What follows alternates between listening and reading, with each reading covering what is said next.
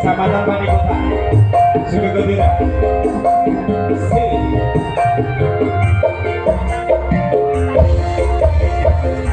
Ceritane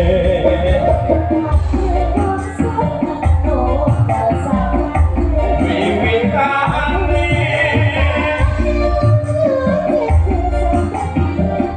saya suwe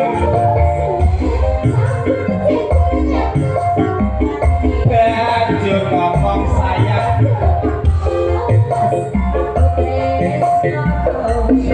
ceritane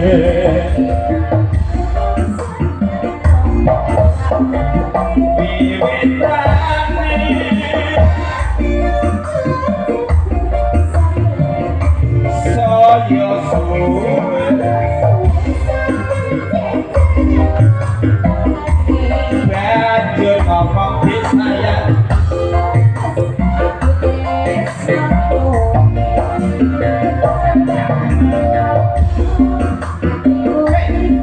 cabang bayi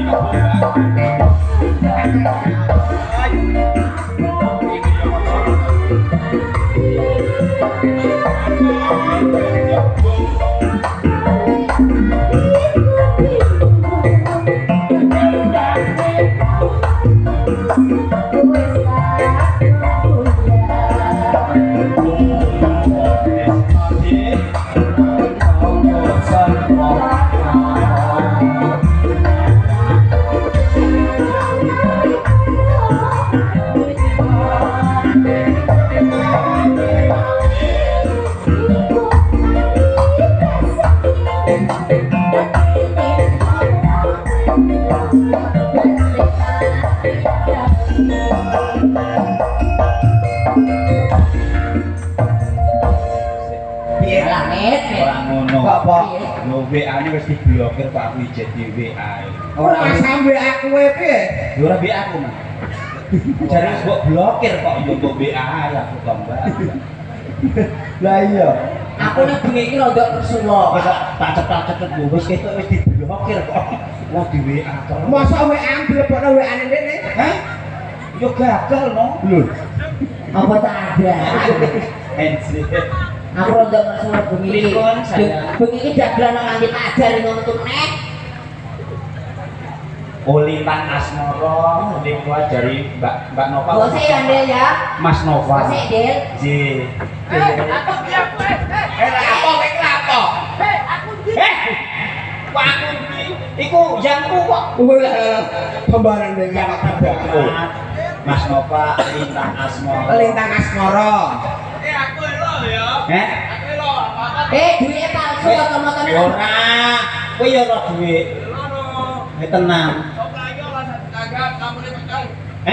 Kok aku peteng ngomongan tua apa wong padane ngene kok yo. Ora tak ditanggap lah to lagi. Lah kene. Abune piye? Petang aku petang ya. Bener nak matane pitu.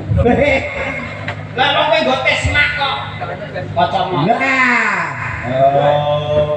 Wong kene payu-payu kene kok. Lah iya. Lah wong kene kabeh dari meteng-meteng kabeh. Ali apa ali. Apa? Ali apa lagi? Lali kok. Padha karo lagu PAP. PAP apa?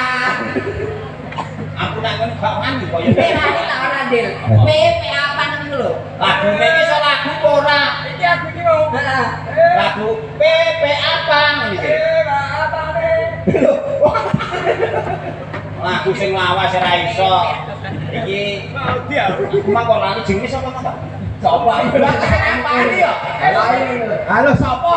Apane kowe sapa? Lho nek lagune aku ngerti Lintang Asmara. Lah ngono. Sapa? Kok tuh mini nganggur lho. Aku pokok lagu PP Abang. Mas Aldi apa sapa Mas? Mas Aldi. Lintang Asmara. Lintang Asmara.